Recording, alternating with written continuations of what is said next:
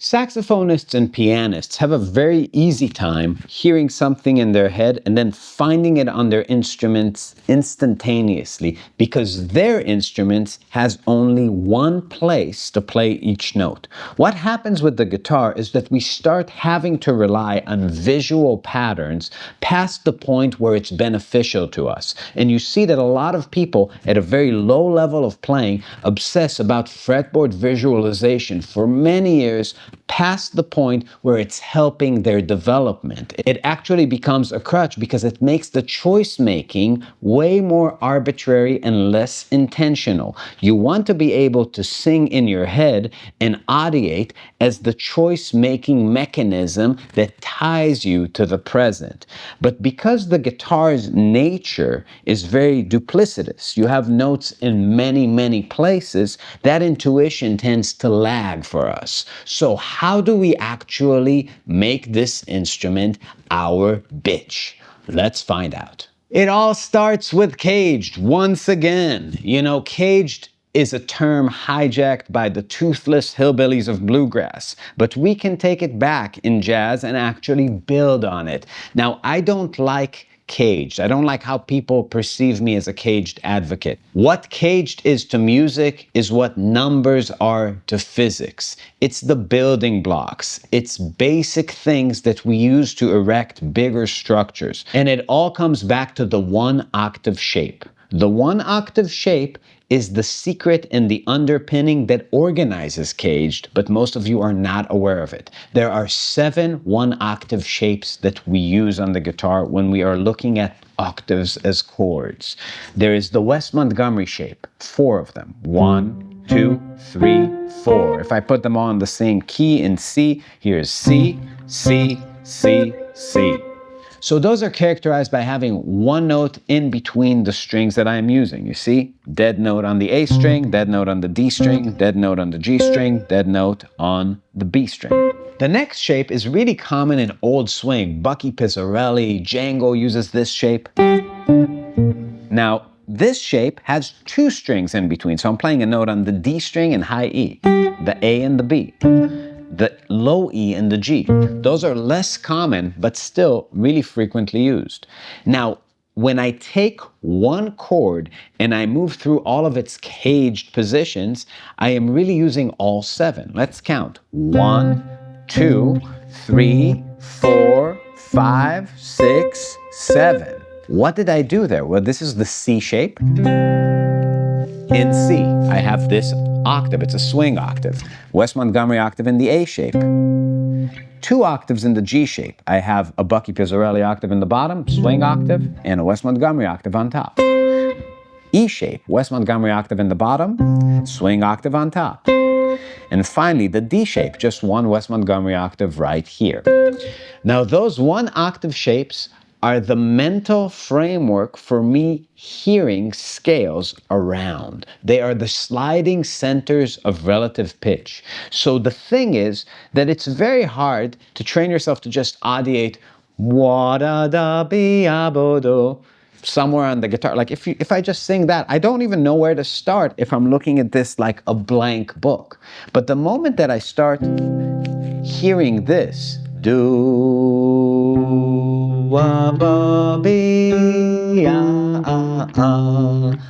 I can start hearing against this shape. It gives me centers of relative pitch. And that's the basic idea.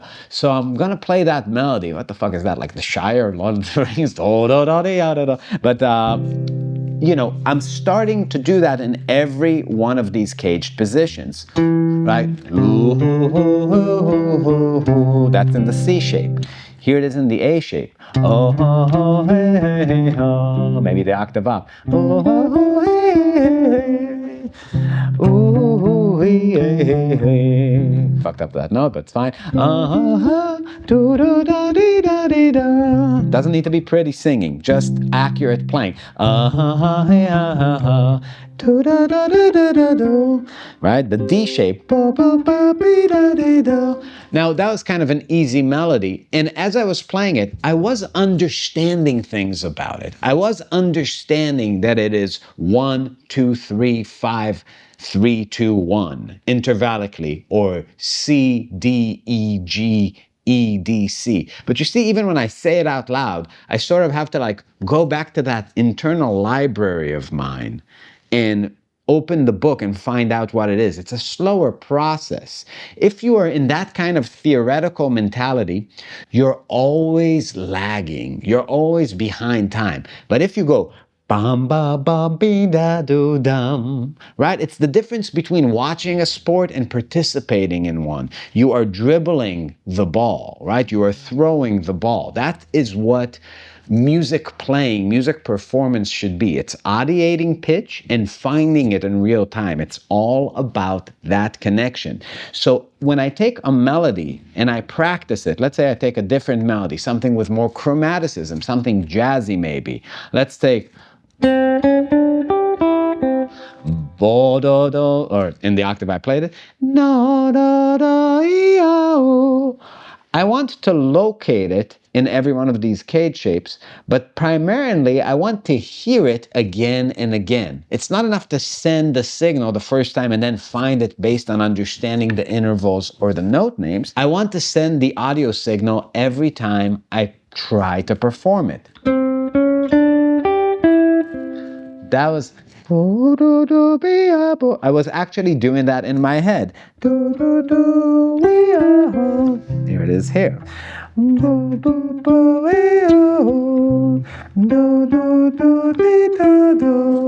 That's true all the time. That's how I want to do it. I want to do that with different scales too. So let's take a really common example in jazz. A 2,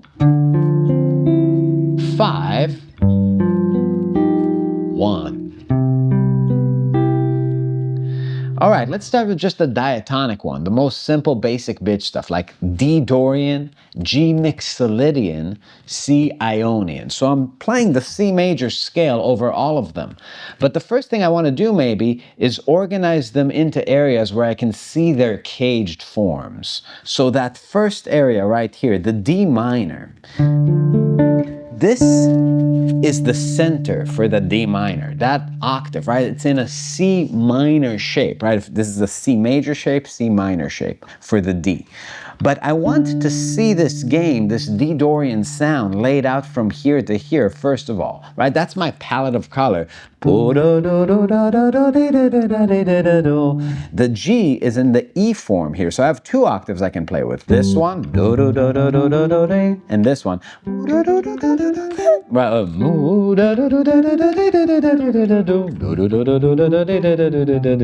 And the C is in the A form here. I want to hear that in my head, but what I don't want to do is visualize the fretboard. Visualizing the entire scale and playing the whole scale up and down or in some sort of sequence is a cop-out. That's like having a palette of color, flipping it around and smearing it on the canvas like a tool bag. You don't want to do that. That's a bad idea. That's not what art is. That's what modern art is. And just because some idiots put it in a museum and some other idiots are willing to pay for it, doesn't mean that it excuses you from having an imagination, a picture in your head that means something to you, and then using the color to express it. That's what art has been for eternity until about 5 minutes ago. So go with that approach. So what you want to do is hear a melody in your head over that first chord.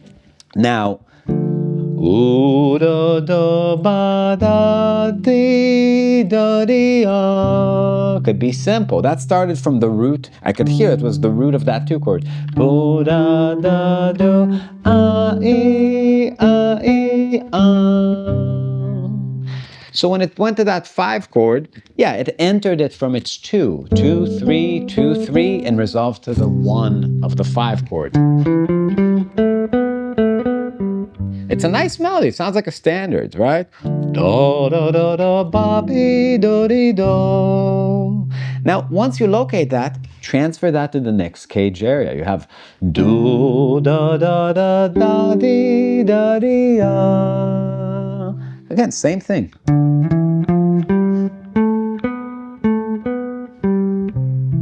right? Here, I couldn't really play a chord underneath that G because that D shape wouldn't allow it. But that's fine, right? I can do it up here. Do, da, ba, da, da, dee, da, dee, da. Make the chords a little jazzier. Ah, da, da, da, da, dee, da, dee, ah. In the here, I can do this. Ba, ba, ba, ba, ba, be, da, dee, da. Do, ba, da, da, da, dee, da, dee, da. So here's the same idea, just adding some passing tones. I'm still thinking Dorian, Mixolydian, Ionian. But I'm gonna now fill in some spaces with my mind. So here's a line.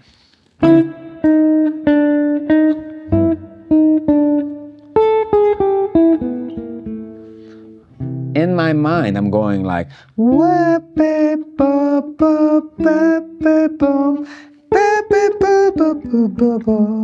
I fucked up a note. Now, what do you do when you fuck up? I went instead of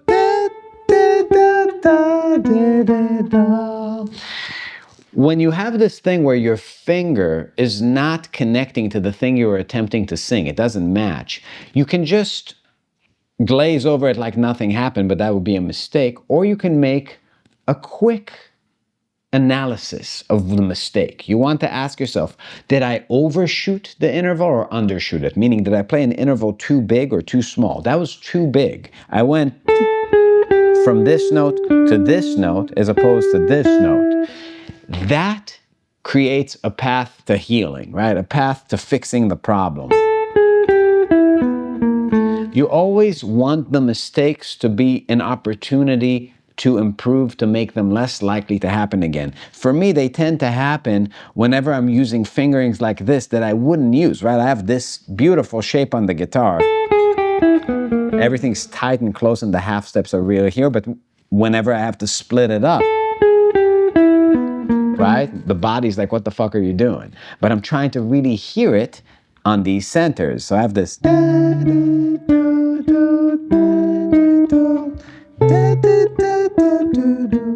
Hearing it here, right? I have this.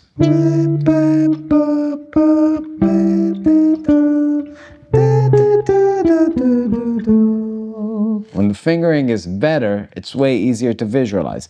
Take it through the rest of the cage shapes, right? You have to do it again and again and again. When we actually play music, we don't just have a line that we pre-prepared in our head and we try to figure out how to put it in, or just play a line and try to find it again up the neck. That's a practice thing. What you want to do is be inspired by the chord. And wherever you are in the guitar, you don't want to be in an area where you can't slam down the chord or you have to jump back down. I never want to have C major up here and then just play the chord down there. This C major belongs to this kind of shape. Now, sometimes you want to go for that feeling of two people playing together, like left hand, right hand of the piano. I'm not saying that effect does not exist on guitar, but that is an artistic choice for a specific color, for a specific moment in music. In general, you want to be able to see the chord and play out of the chord wherever you are. The fundamental relationship in jazz playing is chord and scale coming out of it. That's unlike how most of us learn blues, let's say, where these two concepts exist in parallel, meaning guy 1 plays a 12-bar blues, guy 2 knows a blues scale. They just do it at the same time and follow their ears to be together. And it's also not what they teach at Berklee, this kind of chord scale relationship where I see the actual scale, and then I learn thirds in it, and then I have the chords that come out of it, like as arpeggios. I don't want to construct chords from the scales when I'm playing jazz. I want to construct scales that emerge out of the chords.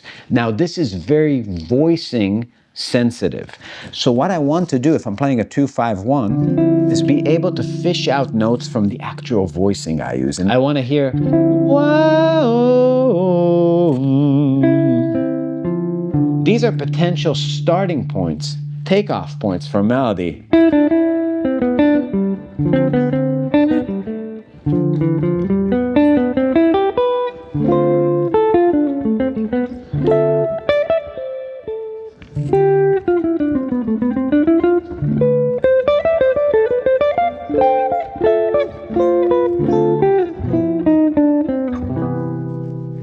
So it's not about chord soloing or something like that. It's about having a vocabulary of grips based in caged meeting scales that everything can emerge out of melodically. The goal you should have with caged is have caged be the framework for your modal and scalular understanding of the fretboard. Because if you understand it like that, you can just use scale notes as colors inside caged. So let's say I have the A form for a C chord, and I'm seeing C Lydian inside, meaning the notes of a G major scale.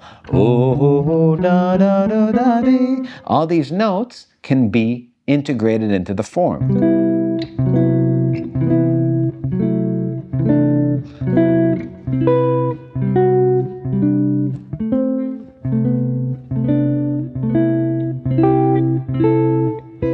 As I go up here to this caged form, I'm playing the scale as chords. It's all the chords, just by seeing the E form and then my options.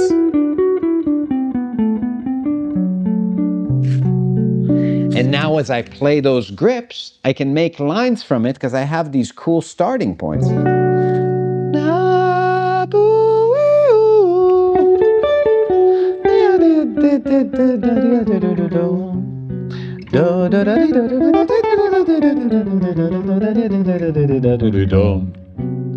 Right? It's true for any kind of shape. Let's say I have altered chords with the altered mode for melodic minor. I'm singing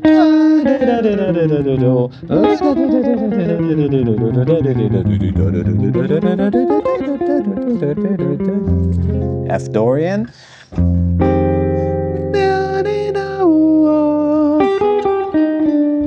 Right, it's true everywhere. I can find the same line.